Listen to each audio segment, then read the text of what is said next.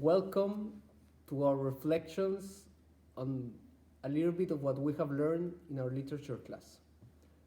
This semester, Brother Juan Pablo Alarcon and myself, Brother Marcelo, we have been focusing on the theme of the Romanticism in literature, starting, of course, with Goethe, and then following John Keats, Leopardi, Mary Shelley, Edgar Allan Poe, Alessandro Manzoni in Italy, and so many more different authors that have helped us in this journey through the Romanticism. Today, if we're here, is because we want to speak and highlight the context and the figure of Victor Hugo, especially in his work, Les Misérables. I remember last summer, we were on our way to a Marian pilgrimage, and I was sitting with Brother Juan Pablo Alarcon on the bus, and we're talking. I started asking him about Victor Hugo and about Les Mis, and we're highlighting the theme of mercy, which is present in every page of the book. So I let Brother Juan Pablo introduce himself, and later we can start with our journey through getting to know the context, the person, and a little bit of the work of Victor Hugo. Thank you, Brother Marcelo. So I just want to introduce myself. I am Brother Juan Pablo Alarcon. I'm coming from Cancun, Mexico, and I am a big fan of the book of Les Misérables. Not only because it is a masterpiece and an artwork and, well, all the highlights of the story, and the musical, which is really good, but also because it is one of those books that can really touch the life of the person who's reading it. Why? Because Victor Hugo was very touched before he did it. So, well, why not we start now with the context, talking about it? Yeah, bro. For this video, I will work more as a moderator, of course, trying to squeeze as much of the knowledge of Brother Juan Pablo as possible. Brother Juan Pablo, please help us to understand the context of France, the context that Victor Hugo was being raised, and of course, the context that he lived. And who was him? Who was this famous person that wrote The Hunchback of Notre Dame, that wrote Les Mis, and so many other books and treatises during his life, please? Well, the great book of Les Misérables came out in the decade of 1860s. We need to look a little bit and go away and look at the story of France to understand the book. So, we know that France suffered a great revolution that started in 1789. The idea of the revolution was to overcome the monarchy because there were so many social problems around the people and there were so many ideas going on and back that they felt the necessity of fighting and taking weapons and destroying the government and starting with a new government, with a free government based on a republic. Whether it was good or not, well, Victor Hugo talks about it a lot. The thing is that since 1789 till pretty much 1815, after the revolution, there was war after war after war after war in France, government after government. The revolution put a provisional government named before it was the Reign of Terror, that was only killing and taking away heads and beheading persons. Then you had the second stage that was the dictatorship, or the dictado, where there was a provisional government, which was not the best one for the moment, that had a lot of economical crisis problems, etc. And eventually, a little great man named Napoleon Bonaparte came, overtook the government, and declared himself emperor.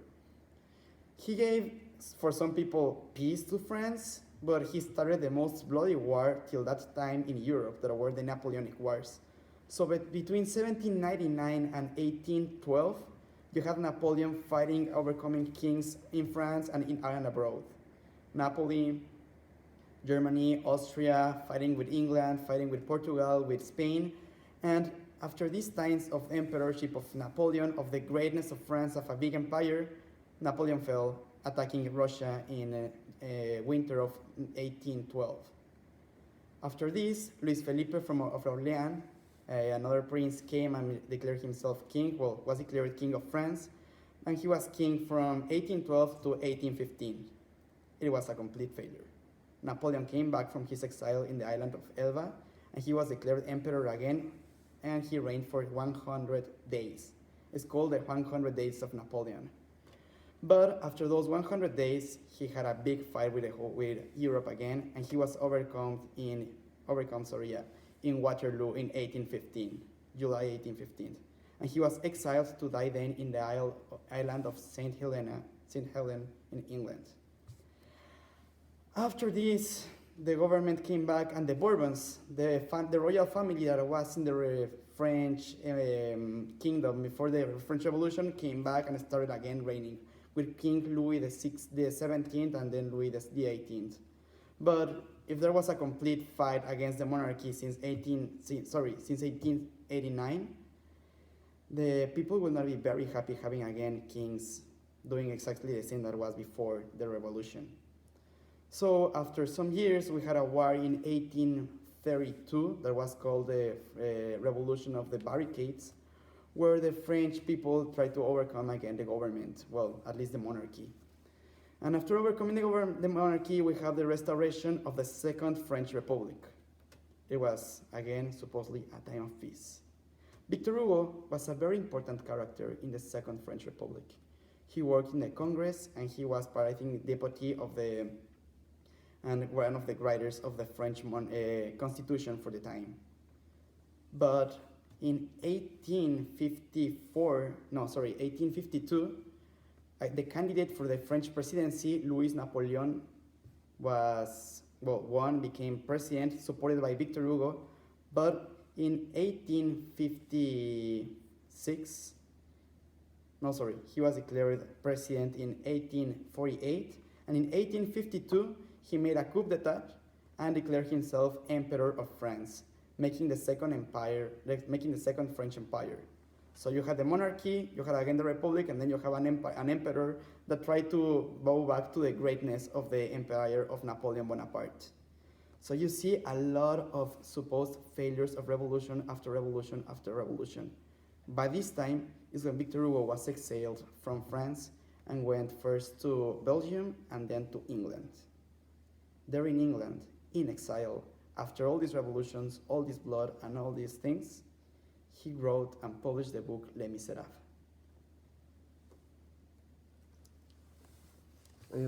Well, Juan Pablo, first of all, thank you for all this context. That is for sure very important and very helpful to try to understand a little bit where everything was born, no? For Victor Hugo, why the need of writing this work of art? I think a big temptation for us can be maybe to just stick to the dates and maybe forget that this was all in a context of a revolution, of a lot of fights.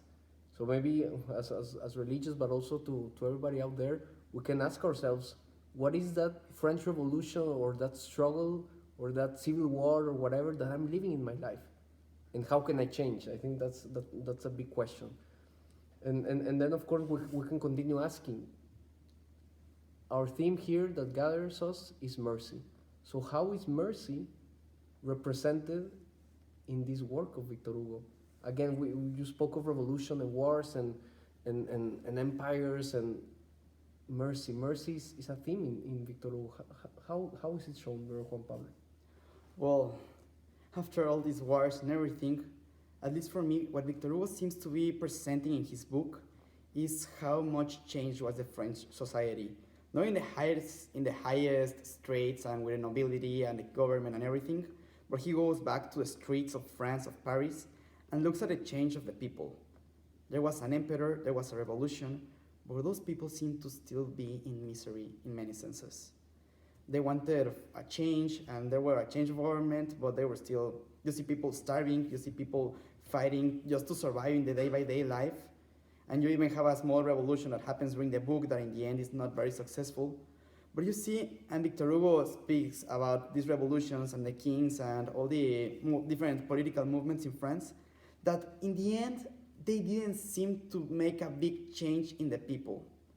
Yeah, they thought about freedom, but that freedom meant more revolution and more war and more war and more war. So what was the point of having all those changes and all those problems if there was not a big change in the person?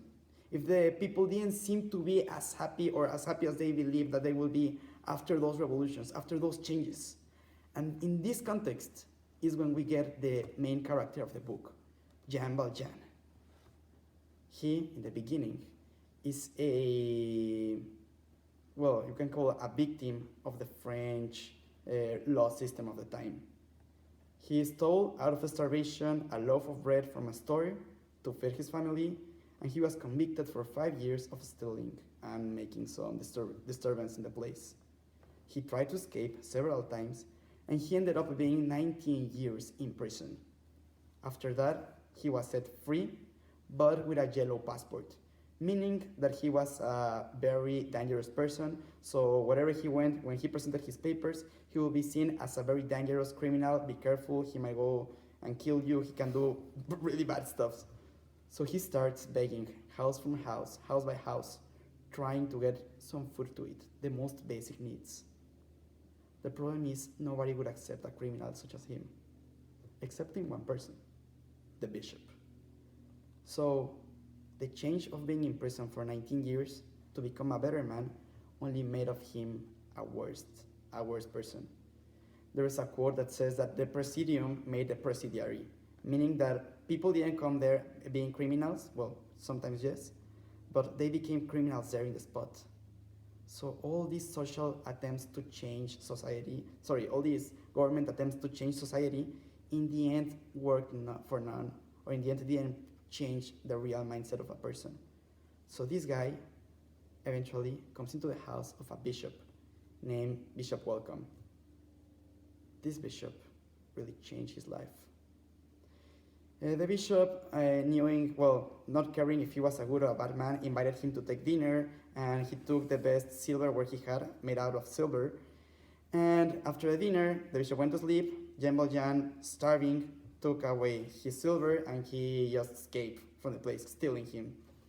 But the policeman took him back, presented him in front of the bishop, and told the bishop that he had stolen his silver, and he had just said to the policeman that the bishop gave it as a gift.